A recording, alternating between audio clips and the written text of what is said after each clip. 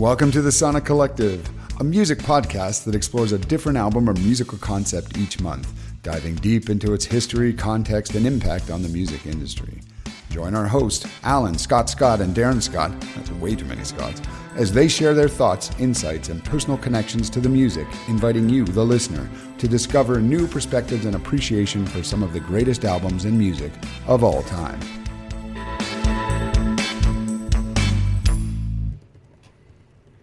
Hello, friends, and welcome back to the Sonic Collective. I'm Darren Scott, and I'm joined here with Alan Dupuis and Scott Gregory in Calgary, Alberta, Canada, and way across the pond over in Bangkok, Thailand, our good friend who originally is from Calgary but now lives in the kingdom, Scott Coates. How you doing, guys?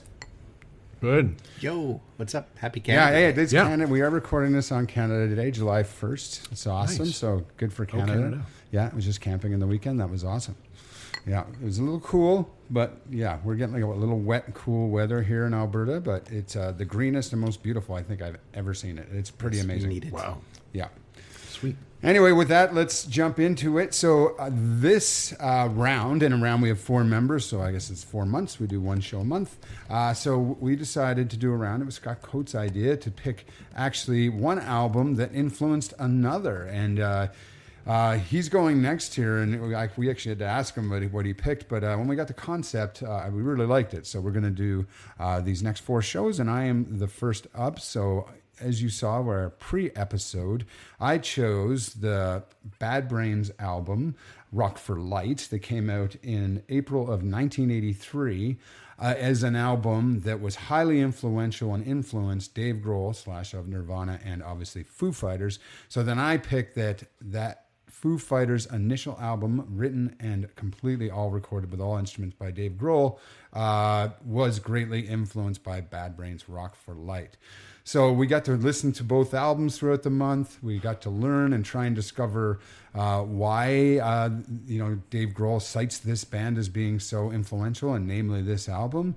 So I think it's just time to dive into it here. So we're going to go around. Usually we'll go around and talk about one album, but we're going to talk about the 2 albums, what we thought of the album, and then how and what we discovered about Bad Brains and how influential they were as a punk band and who they were. And then we'll get to the Foo Fighters and discover why Dave Grohl was so influenced by this very cool band. Anyway, all right. I am going to throw it first to Scott Gregory. Scott Gregory, what did you like, learn, love about all these albums? And let's go from there. Thanks. Yeah. So I really didn't know anything about Bad Brains before this, so I'll start with them and their album. 42 minutes, it's on the short side. We like it when they keep it nice and tight. But 42 minutes for a punk band, that means 20 songs. So they go in, they bang it out for a good minute and a half, and they're like, shit, I'm out of guitar licks, and they close it out and let everyone take a deep breath in the mosh pit, right? I had to listen to Rock for Light in karaoke mode on Spotify because I had no idea what the fuck he was saying half the time. But when you actually get the lyrics, they're surprisingly witty or lyrical when you actually understand what they're saying. And, at times, Dave and the Foo Fighters, they can be a little screamy too. So, they definitely have their roots in the punk and hard rock scene, and you can see that on this album. I'd say these guys would be amazing to go see live. I know we're doing albums, but, I just imagine listening to these guys deep in the mosh pit and the faster songs giving you a chance to catch a breath in between when it's time to go again. I haven't been to a Foo Fighters concert yet, so I think you guys might have been, though. So if you have, let me know if I'm right.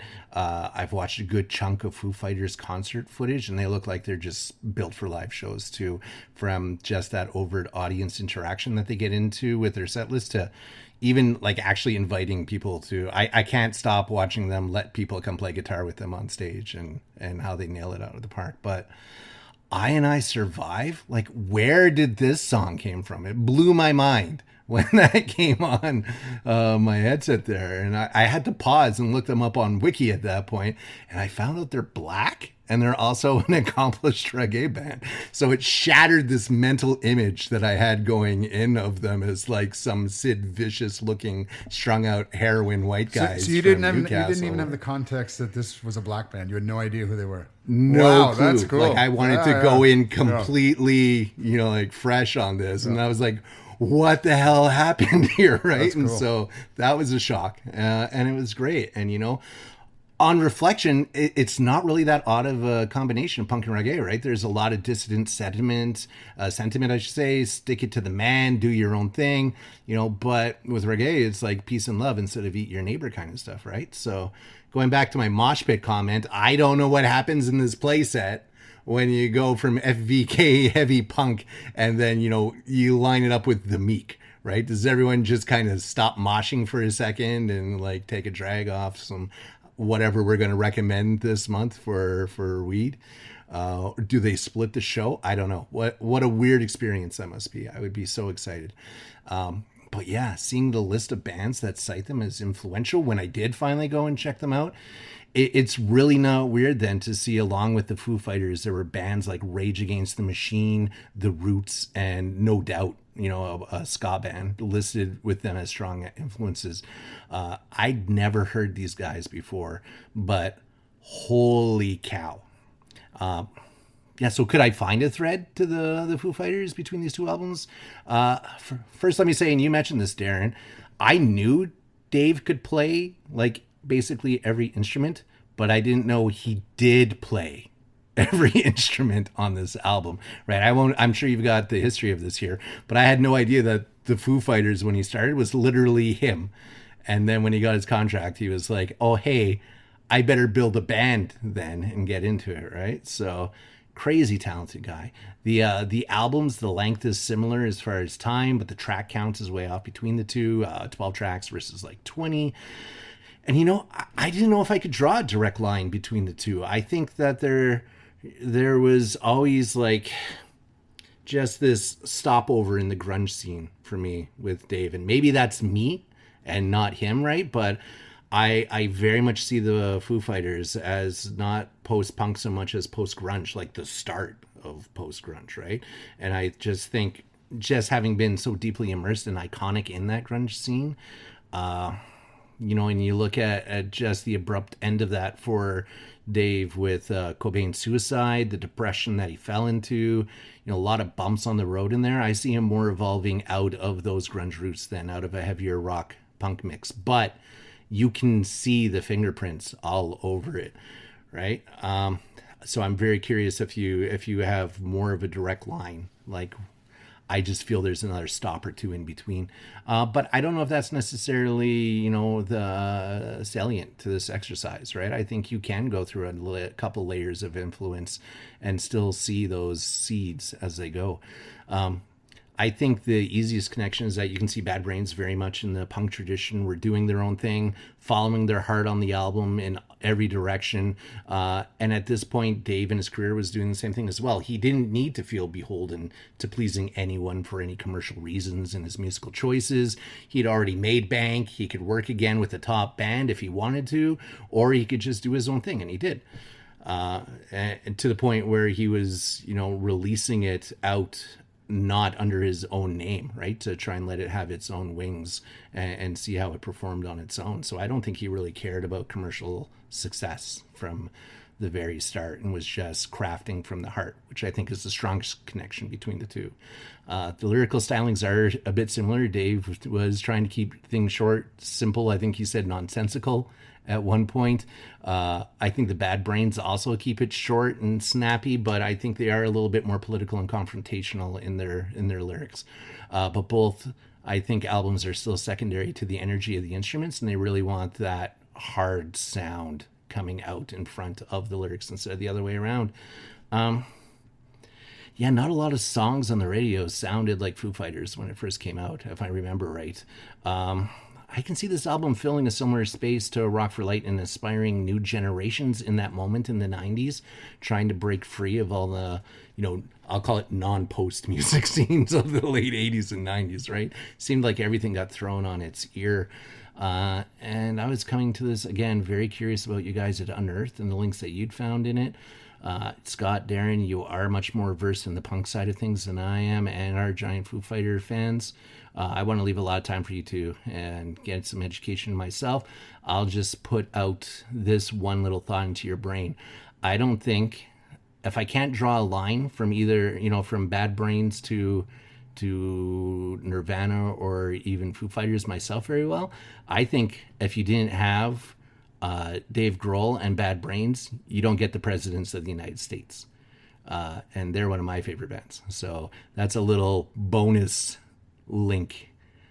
Oh, what do you think? I'll throw to Scott. Thanks, Scott G. Yeah, this was an interesting exercise. I knew of Bad Brains mostly from a couple documentaries, I think, about the Foo Fighters, like Foo Docs and whatnot, where they have one or two people from Bad Brains interviewed. And it's funny you saying you were surprised when you found out they were black, because that's the only reason I knew. But I hadn't really listened to Bad Brains. And I have listened to this Foo Fighters album many, many times, but I got to say it's been a while since I listened to it front to back. I think both albums sound thin in that they sound like the first one you've ever recorded. There's not a fullness to sound. There's a real lack of bass.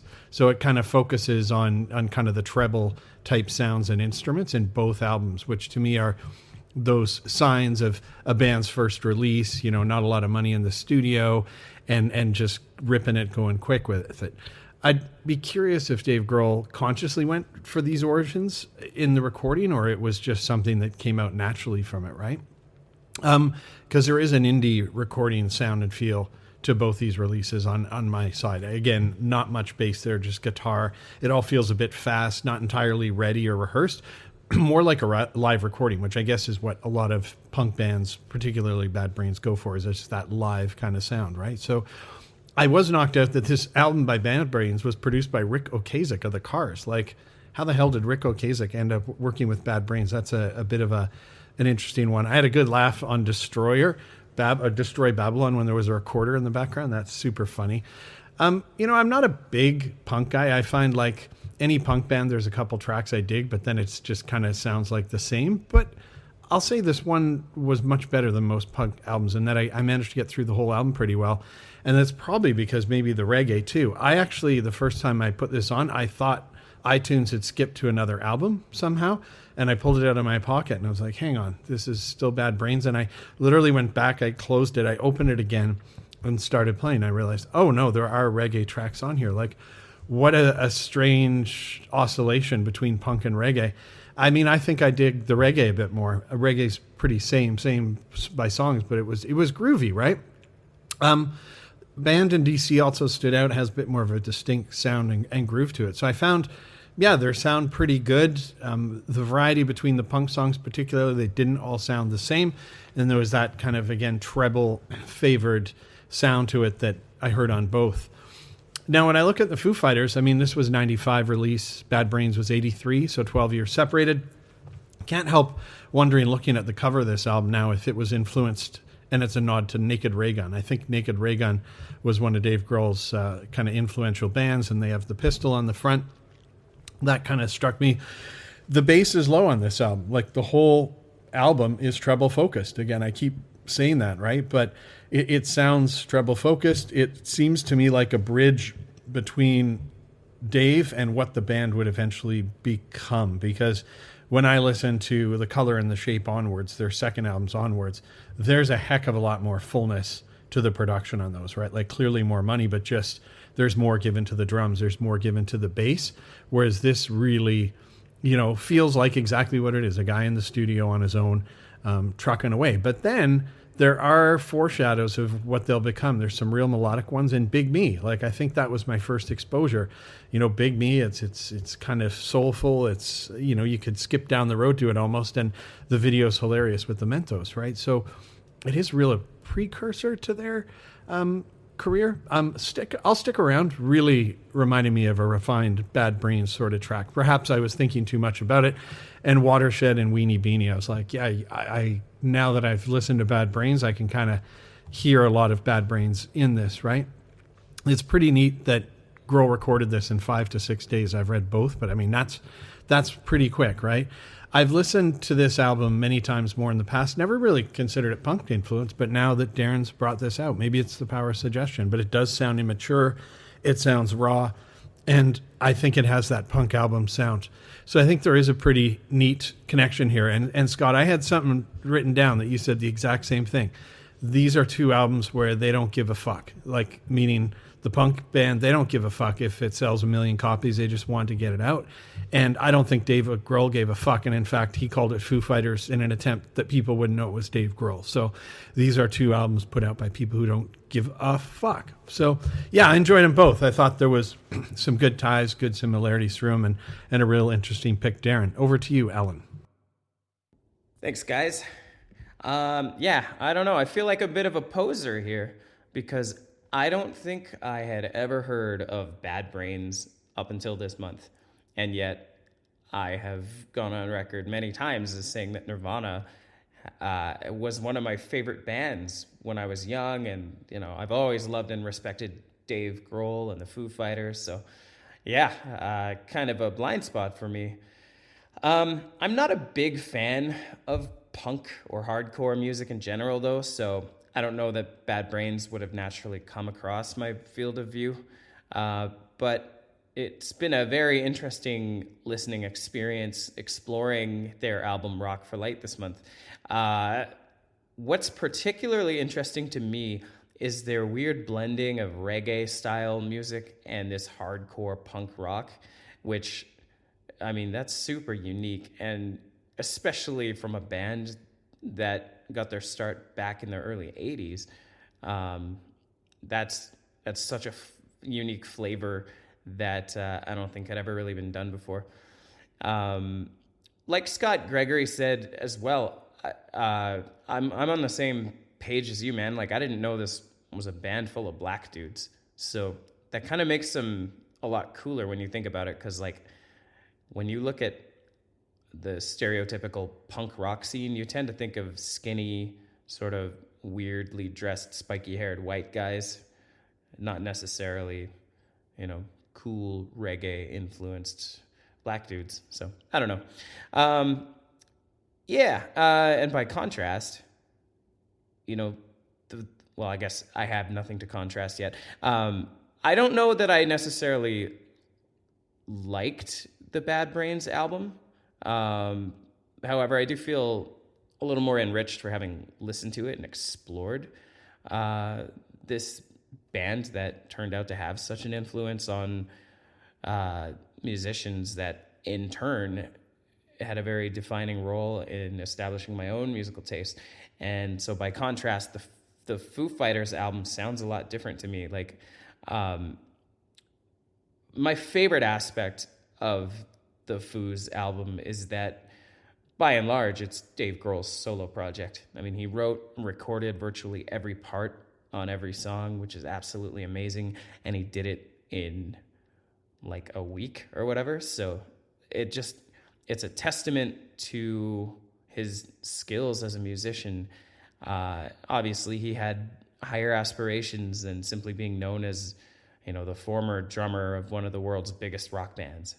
And there is a rawness to this album, but I think that probably has more to do with the budget and how it was produced than, you know, him being influenced by a hardcore band that sounds better in a live setting. I don't know, because if you're a one-man band, are you really thinking about playing in front of a live audience?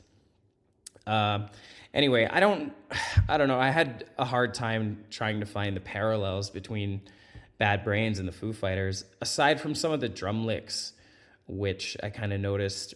And I know that Dave has gone on record as citing a variety of different musicians as kind of influencing the way he approaches playing drums. So, sonically, to me, the Foo Fighters album actually sounded a lot more similar to like a Nirvana album that never existed.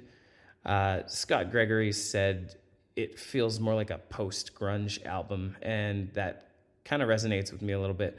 More like a post-grunge album than anything else. Certainly not a hardcore, reggae-inspired band. And even lyrically, obviously, I didn't see a lot of parallels either.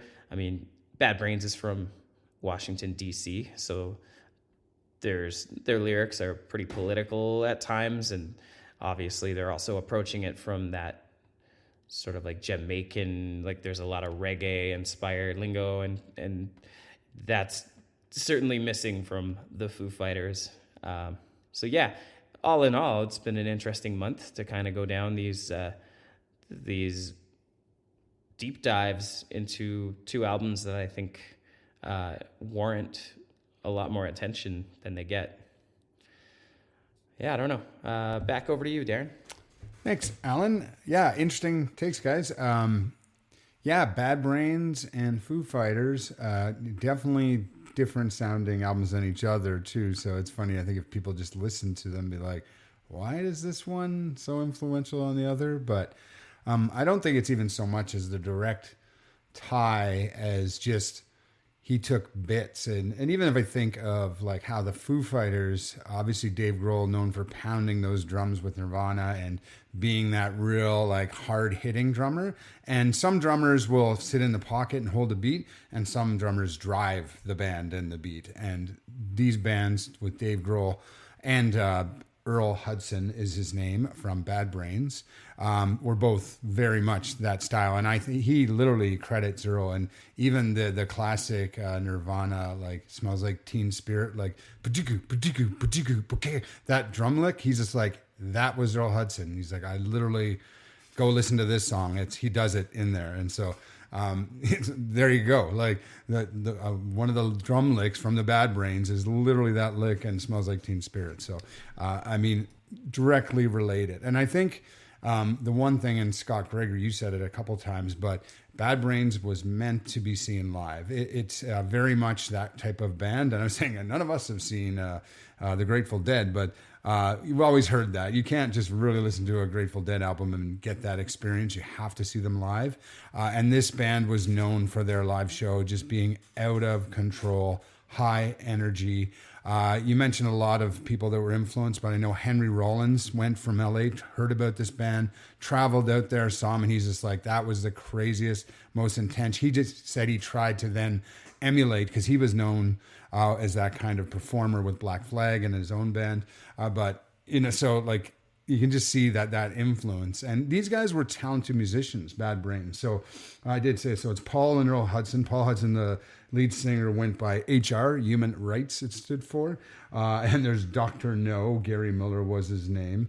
And then Daryl Jennifer were the members. And they were all like very well-trained musicians. They were doing really complicated jazz bands and jazz fusion. They played for years in these bands. So they can play these instruments. And one thing I heard, especially from those who play, I don't think any of us here are super musically inclined, but we will defer to the experts. But I've heard that musically and how the way they can play their instruments, even at the speed, is just insane. Like, so yes, they were punk, but they actually knew how to play and knew exactly what they were doing. They were influenced by the Ramones. They got their name from the Ramones. They were Mind Power, and then they heard a lyric in a Ramones song, and they just like, hey, they play so fast, and they're just so carefree. Let's just do that. And so they kind of changed their whole ethos based on that. But I mean, you're right. Here they are, this black band, and I'm sure punk at that time, very much associated with a lot of racist groups too, and things like that. Not that it is, obviously, but it easily could be drawn that way. And I'm sure they had some tough crowds in those shows, but they were known for just this explosive live show. So I think, I think really just that alone, and that do-it-yourself, ethic, and they were trained, and those reggae songs were amazing. Like, they could have easily put out a commercial reggae album and probably made millions. But they're like, fuck you, we're Bad Brains. We're going to fucking put this just in the middle of this album here, and you're going to like it. Oh, yeah, you want the next song like that? Fuck you. It's going to be like 1,000 miles a minute. You will not understand one word, but you're going to goddamn like it. These guys never sold out. They broke up and reformed many times. Actually, right after this album, they broke up for 3 years. And would return and get back. HR had some issues. They kind of got canceled at one point for basically uttering homophobic slurs against a punk band that was gay. They're known. They converted to Rastafari in 1979 after seeing a Marley concert. They're like, they just totally loved it and was so influenced. So they were heavily influenced by Marley, hence all the reggae. But they weren't really born and raised in Jamaica. I think they were just these, kids that met in this area in Virginia and just became friends in the Washington area. And but then just learned all that. So over to the Foo Fighters, there's a lot of stuff on Dave Grohl and the Foo Fighters. I have been a fan a long time. I think being raised in that grunge era, people of our vintage are very well aware, especially of Nirvana and then what Dave Grohl did after. And this, I think too, the same thing I was talking about with Bad Brains, then they're just like, and Scott said too, like, don't give a fuck. The Foo Fighters' first album was really Dave's healing, right? He was recovering from the death of Kurt Cobain and the end of Nirvana and just so much fame so fast. Like, he would go through a divorce. I think he was still married when he wrote this album, but it was very shortly after his first marriage fell through. So he was going through all this stuff at this time. And the songs, some are like poppy and some are like really punky and then some are in between. And it's just like, yeah, fuck it. He's like, this is just me and I don't give a fuck. And yeah, you're right. So I think, that kind of just do it yourself. And even how he did it with his label, like, Roswell Records is his label. He did sign with Capitol for distribution, but he's always owned all his own stuff. So just like smart that way, just own it, do it yourself. Right. So, that's kind of, I guess, it in a nutshell for me. I guess any parting thoughts from you guys or, Yeah, I wanna echo the healing part, right? Because that really touched me. It put new context on the album for me because I enjoyed it. But then, when you learn about that period between, going from Nirvana and the tragedy of its ending, and then hearing about how he turned down offers from like people like Tom Petty and other bands to get back into just that highest echelon of music because he just couldn't find it in himself anymore.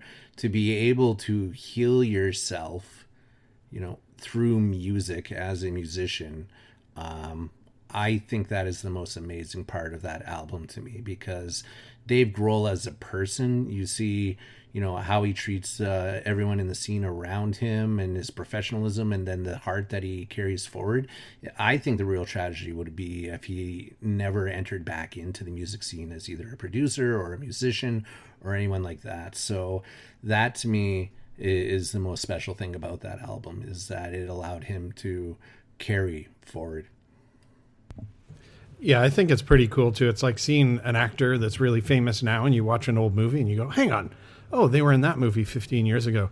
And to hear this album by a guy who's trying to keep a low profile and kind of see what they've become, you're like, oh, wow, boy, that planted the seeds for something huge. They're arguably kind of one of the biggest rock bands on the planet now, right? All these years later. Yeah. So it's kind of neat to see the seed that was set. And it could have gone nowhere too, right? So, and I did enjoy the Bad Brains vibe a lot. And I agree. I wish they put out a reggae album. Yeah.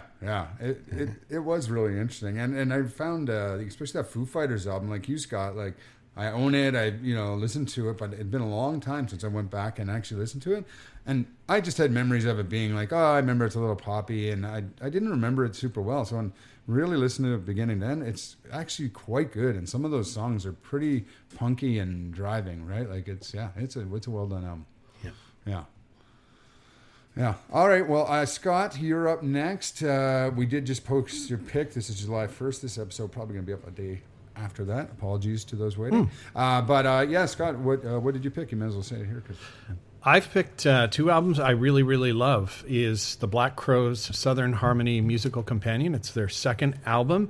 And I think it was influenced in some way by the Rolling Stones' Exile on Main Street, another album I love. So I haven't done reading up to see if there's actually a connection or to see if, the Crows said it influenced them. I love both those albums, and I always feel that there's like kind of this blues, rock, southern U.S. black musical sound to both of them. And I kind of like, I really feel like one must have influenced the other. So those are our two for July. Yeah, that's cool too. Because I admit I did, from reading some of the autobiographies of the Foo Fighters, I did know Dave Grohl cited them as an influence. So it was an easier line to me. I knew there would be a connection, but this is interesting. You just think that two albums like that are just so close and influential to each other. Yeah, cool. Yeah. That's it. Yeah, I love it. Those are great albums to pick too. Yeah. Okay, well, we're excited. Well, thanks for joining us on this fun round of seeing one album that influenced another, and we're going to listen to them. We hope you join us, listen to them as well. That's what it's all about. Listen to a full album beginning to end. You'll be delighted. It is a great thing to do. With that, we're going to end this episode. Signing off, it is Scott Gregory, Scott Coates, Alan Dupuis, and myself, Darren Scott, signing off for the Sonic Collective. We will see you soon. Bye-bye. Hey, thanks for joining us on the Sonic Collective, where we've explored the music, the history, and the impact of some of the greatest albums of all time. We hope you've enjoyed our discussions and gained new insights and appreciation for the music you and we love. Join us next month for another exciting album, and until then, keep listening to great music.